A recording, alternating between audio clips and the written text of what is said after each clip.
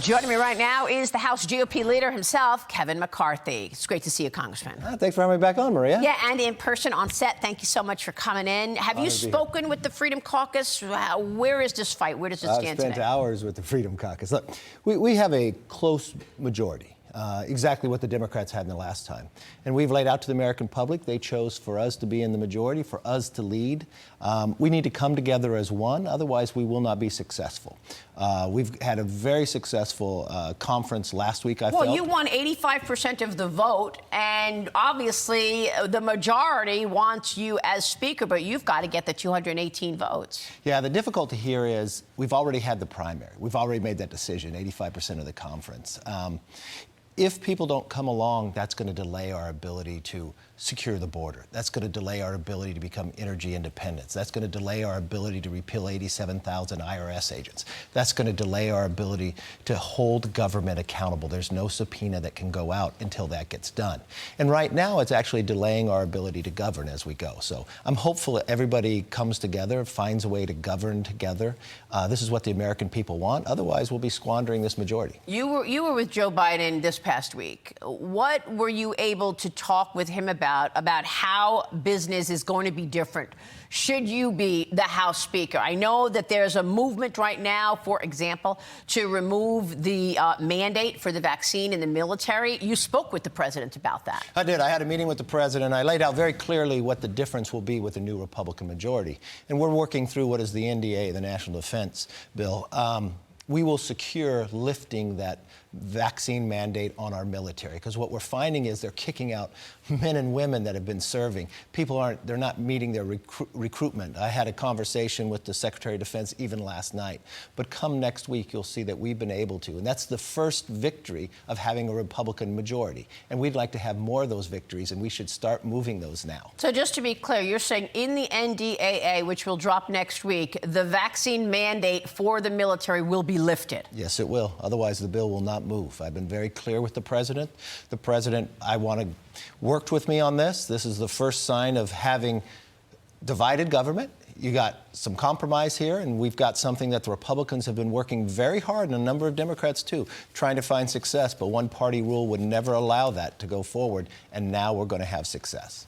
What else are you planning, and what have you told the Freedom Caucus? Are you making any changes? Are you doing anything to placate anybody who's actually trying to push against you as the Speaker? Look, I think everybody is respected in the House, regardless of where you are. We got to remember, we're going to sit at 222 members, so any 5 members can hold us up for achieving. I respect all. We came together as one conference. We changed the rules, made it more bottom-up in the process, so I'm not quite sure why people, maybe it's just personal at this basis, but what it's doing is harming. You know, President Trump just put a truth out, I think, last night. He's very concerned what's happening. Mark Levin, a number of people. All of these people endorsed you as Speaker. Oh, yes, and Jim Jordan as well. I want to get your take on really the story of the day, and that is, Congressman, this collusion between the media, between the FBI, the DOJ, all in the face of these enormous forces working against us, like the Chinese Communist Party. What are you going to do to keep the CCP at bay, to stop the intellectual property theft,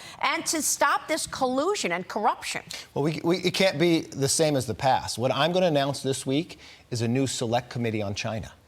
I'll announce the chair as well this week. Now, that's why we have to start moving forward. We're going to look at every single industry that China has us leveraged in. We're going to start bringing the supply chain back from China to America. You look at from our medicine, of what's being made in China. You look at critical minerals. You look at what they're doing around the world. This is going to be a committee of Republicans and Democrats alike, focused so we have one policy, one mission to confront China of what they've been trying to do to America and rule the world.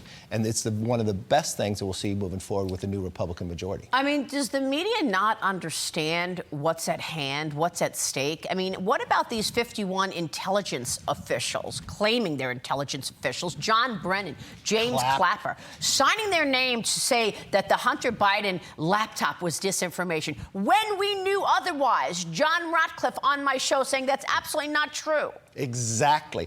Also put in there Adam Schiff. Another change you're going to get. Adam Schiff will no longer be on the Intel committee when I become Speaker. I promised that more than 2 years ago. Why? Another example that he lied about this. You see a Clapper and Brennan using their intelligence clearance to lie to the American public.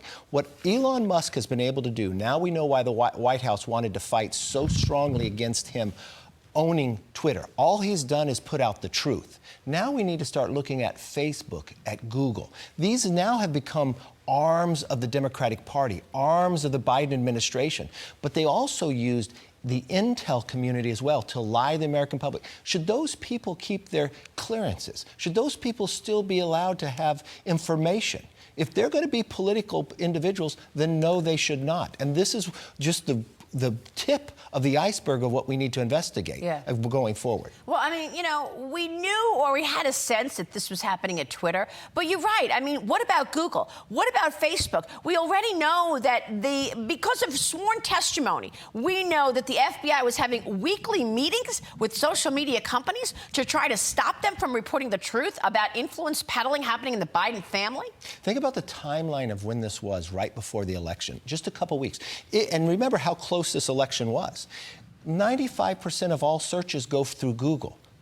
Twitter withholding a newspaper article saying you can't put it. Then an Intel community coming out and saying it's a lie. Adam Schiff, the chairman of the Intel, saying it's not true to Wolf Blitzer. They used every arm, not only just of the government, but they had taken over businesses to lie to the American public. This is just the beginning, and this is why we've got to be ready to go on January 3rd from the very beginning. All this will be held up if we don't get it right. It's just extraordinary what has taken place. I mean, the people want answers. And you have been on this more than 4 years ago when others, and they attacked you. You watched what happened.